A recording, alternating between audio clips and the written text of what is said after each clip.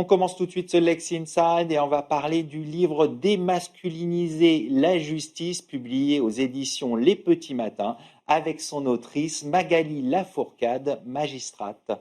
Magali Lafourcade, bonjour. Bonjour. Dans votre ouvrage Démasculiniser la justice, vous interrogez les fondements d'une institution encore largement marquée par la culture masculine.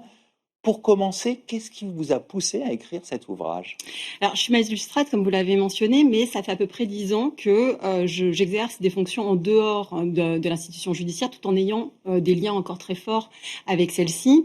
Ce qui m'a permis de constater que dans d'autres ministères, il y avait une modernisation qui avait été un grand mouvement qui avait accompagné une égalité professionnelle entre les femmes et les hommes, qu'on constatait quand même un peu moins au sein de l'institution judiciaire, qui reste marquée par une histoire qui est quand même très patriarcale et où les femmes sont entrées très tardivement, avec aussi des effets sur les justiciables femmes et hommes qui ne sont pas tout à fait placés au même endroit.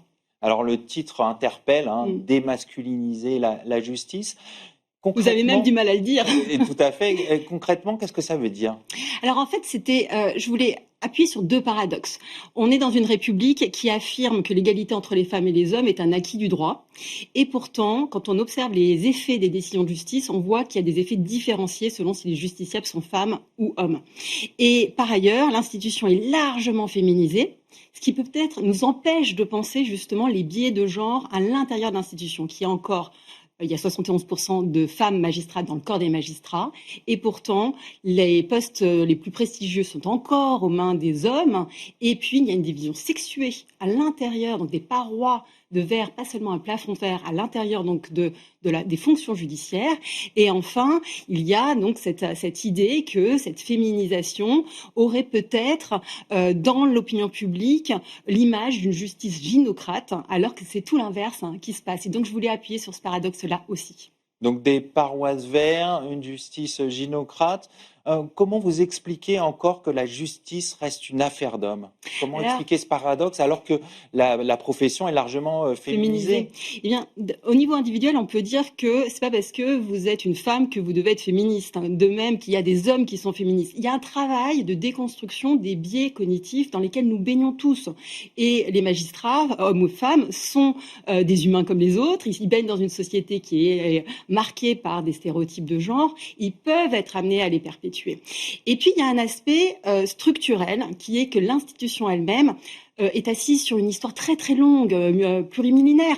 Et donc, on arrive à un moment où les femmes sont entrées qu'en 1946, donc c'est une histoire récente, et cette hyperféminisation date de quelques décennies seulement. Et donc, l'institution est encore marquée par l'idée d'une impartialité qui est androcentrée. Et c'est le cœur, en fait, de ma démonstration, c'est que l'impartialité est quand même marquée par le regard que peuvent porter les justiciables hommes sur une justice rendue par des femmes, avec des avocates femmes, avec des greffières femmes, dans une enceinte Et même pourtant, l'huissier on a encore d'une femme. cette justice d'homme. Exactement. Et il y a quelque chose qui est assez marquant aussi que vous soulignez dans votre ouvrage, c'est que beaucoup de décisions de justice se retournent contre les femmes. Comment vous l'expliquez? Alors ça, c'est parce que la justice met en scène des contentieux genrés. C'est-à-dire que pas tous les contentieux, mais beaucoup d'entre eux, posent des intérêts antagonistes entre hommes et femmes. Je prends comme exemple les violences sexuelles ou la justice aux affaires familiales avec des pères et des mères autour de la prestation compensatoire, la pension alimentaire, la garde des enfants. Et dans ces contentieux-là, quand on observe les effets sur les évolutions, les destins en fait après le post-sententiel, après la décision judiciaire, quand on observe les effets, on voit qu'ils sont très différenciés selon si vous êtes justiciable homme et femme. Il y a des exemples très marquants, comme des réformes, comme sur la prestation compensatoire en 2000, qui a fait que le montant des prestations compensatoires ont été divisés par 4. Il y a le fait que la pension alimentaire est fiscalisée. Or, donc ça a l'air d'être neutre. Or, la fiscalisation des pensions alimentaires se retourne contre les femmes les plus précaires, puisque 97% des pensions alimentaires sont versées par des papas aux mamans, et que les femmes les plus précaires préfèrent souvent renoncer à le demander, parce que sinon elles perdent un certain nombre de droits liées au fait que ça rentre dans leurs revenus fiscalisés. Donc on voit que les inégalités sont marquantes. Tout à fait. Et le pire des cas, c'est bien sûr les violences sexuelles. Mais la justice a fait des progrès sur les violences conjugales. Elle a su changer de paradigme. Et donc je m'appuie aussi sur cet élan en fait d'espoir pour montrer qu'en fait, comme elle est capable d'évoluer, même si elle est marquée par cette histoire très Ça peut se patriarcale, répercuter dans notre il domaine peut y peut-être? avoir, voilà. Et donc là, on est à un moment où la société attend, depuis 8 ans avec MeToo, que MeToo entre dans les prétoires et qu'il y ait un changement de paradigme autour des violences sexuelles. Et on a encore eu hier le rapport du Grevio du Conseil de l'Europe qui pointe les dysfonctionnements de la loi et du contexte judiciaire qui suit derrière au niveau des violences sexuelles. Et on a eu encore plein de condamnations de la France dans des affaires de viol. Alors, on a ce constat d'inégalité qui perdure, même si vous soulignez quand même quelques améliorations. Ouais. Comment faire pour avoir une justice plus égalitaire? Alors, il y a une dimension, bien sûr, de travail individuel sur les biais cognitifs. C'est-à-dire qu'il faut former les magistrats sur ce que c'est qu'une véritable impartialité. Et il faut former les magistrats pour qu'ils déconstruisent eux-mêmes leurs biais cognitifs et que hommes et femmes se réfèrent à une impartialité complète, c'est-à-dire pas androcentrée, pas dans le regard du justiciable Ça veut dire homme. qu'aujourd'hui, la formation n'est pas adaptée? Il y a cette formation qui s'appelle Juger contre soi-même dans le catalogue de formation continue, mais donc j'en ai relevé qu'une seule. Il y a d'autres formations, dont une que je dirige sur la haine et les stéréotypes, mais qui ne vise pas le processus judiciaire.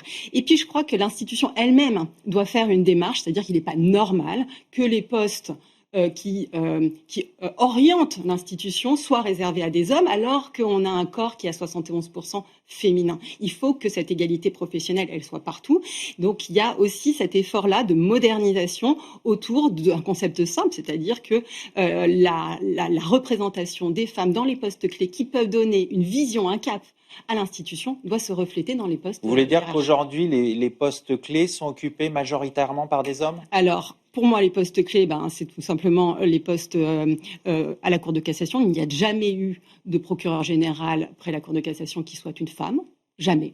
Donc, ça voudrait dire que jamais une femme aurait pu prétendre à être la meilleure pour Donc ce ça poste. pourrait commencer par là, par Voilà. exemple. Et il n'y a eu que 2 femmes qui ont occupé le poste de première présidente. Et puis, ce qui m'inquiète le plus, c'est que dans les postes de première présidente de cour d'appel, qui sont des postes très importants, il y a un recul du nombre de candidatures féminines. Donc, elles renoncent dans les baromètres du ministère de la Justice, je m'appuie sur des chiffres D'accord. très sourcés, il y a un recul des candidatures et donc il y a une attrition du nombre de femmes dans ces postes. Et comment vous l'expliquez, ce recul? Eh bien, c'est aussi parce qu'on exige, pour pouvoir avoir des parcours qui permettent d'aboutir à ce type de poste, à se construire une carrière. Et donc, il faut pouvoir être très mobile géographiquement. Or, vous savez que la société tout entière renvoie aux femmes la responsabilité d'être un peu la gardienne du temple de la famille. Et donc, du coup, quand vous êtes en situation, vous êtes maman, avec des enfants petits, ça peut être plus compliqué de prendre des postes outre-mer. Il faut aussi avoir un conjoint qui est capable de suivre, ce qui est beaucoup moins facile pour les femmes